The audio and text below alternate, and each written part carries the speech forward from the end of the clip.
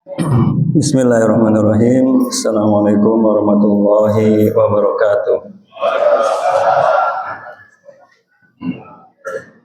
Innal hamdalillah nahmaduhu wa nasta'inuhu wa nastaghfiruh. Na'udzu billahi min shururi anfusina wa sayyiati a'malina. May yahdihillahu fala mudilla lahu wa may yudlil fala hadiya lahu.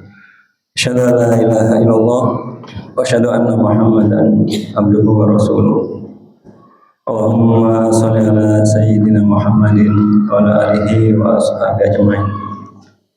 Qala Allah ta'ala fil Qur'anil Karim. Law anzalna hadzal Qur'ana 'ala jabalin la ra'aitahu khashi'an mutasaddian min khasyatillah. Wa tilkal amsal nadribuha lin-nasi la'allahum yatafakkarun.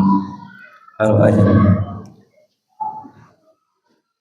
Alhamdulillah, segala puji hanya milik Allah. Salawat dan salam semoga tercurah selalu pada junjungan kita semua, Nabi Muhammad Sallallahu Alaihi Wasallam, keluarganya, sahabat, serta insya Allah kita sebagai pengikutnya.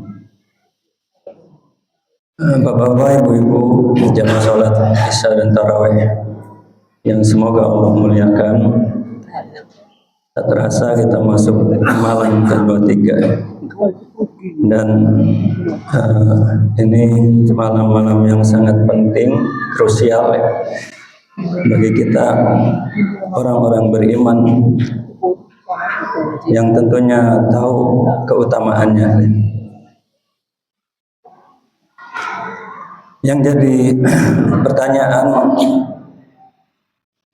sudahkah kita menyiapkan hati kita untuk menyambutnya 10 hari terakhir ini?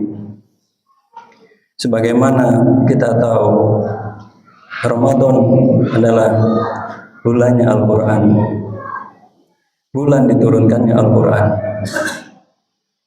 dan lebih spesifik lagi waktunya adalah sekitar di malam-malam 10 malam terakhir bulan Ramadan.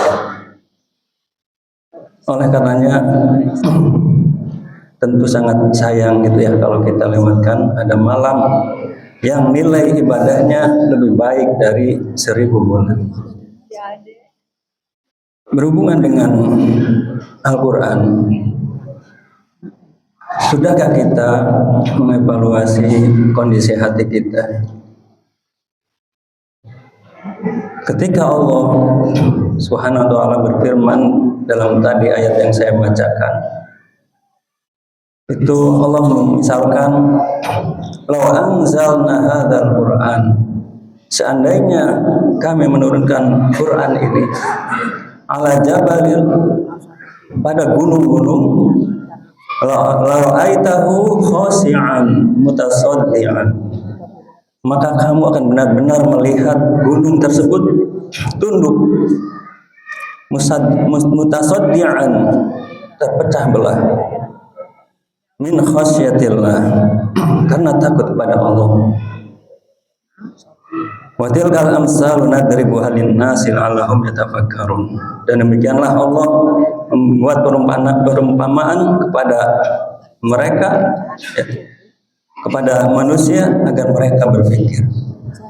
Jadi jamaah sholat tarawih, kita disuruh berpikir, membandingkan gunung yang begitu kokohnya berdiri di atas bumi, kerasnya karena banyak batu-batuan, ketika diumpamakan menerima Al-Quran, maka akan tunduk patuh kepada Allah dan mewujudkannya dengan terpecah belah.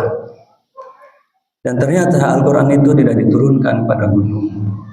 Al-Quran diturunkan kepada kita, lebih tepatnya kepada hati kita.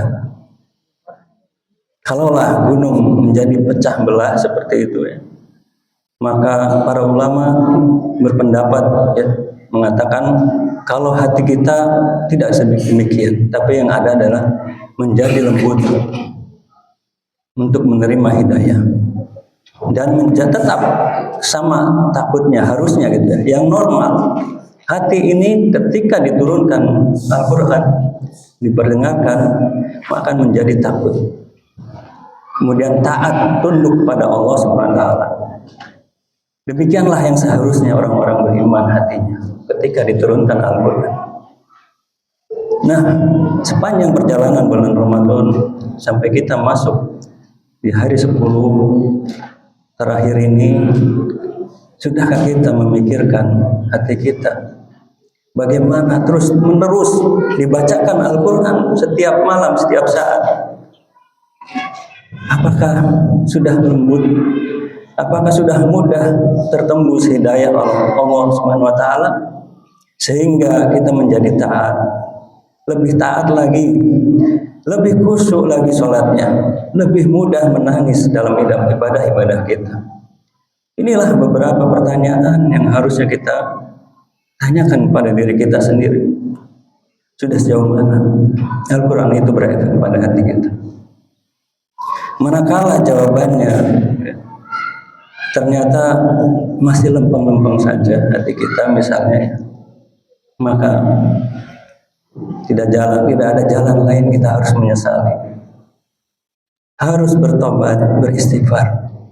Jangan-jangan hati kita begitu banyaknya tumpukan dosa sehingga dibacakan Al-Quran pun lempeng. Maka di sisa 7 hari bulan Ramadan ini masih ada waktu ya mas sholat tarawih untuk memperbaiki hati kita. Mari kita bersihkan hati kita, kita lembutkan hati kita dengan banyak bertobat dan beristighfar, kemudian memperbanyak amal soleh tentunya, dan selalu memperbaiki niat. Salah satu indikasi hati yang sehat, hati yang bisa tumbuh dengan keimanan, yaitu ketika dalam surat Al-Anfal, innamal mu'minuna alladzi idza dzukirallaha wajilat qulubuhum wa idza tuliyat alaihim ayatuhu zadatuhum imana. Sebenar-benar orang yang beriman ketika disebutkan nama Allah maka akan bergetar. Dan ketika dibacakan ayat-ayatnya maka akan bertambah imannya, bertambah ketaatannya. Itulah sebagai indikator bagi kita semua, hati kita siap enggak nanti menghadapi malam Lailatul Qadar yang Allah janjikan malam yang lebih baik dari 1000 bulan. Oleh karena Nabi kita Muhammad SAW menyuruh kita gitu ya, untuk salah satunya membacakan doa di malam-malam ini, itu dengan doa yang masyhur, Allahumma innaka afuwwun karim tuhibbul afwa fa'fu anna.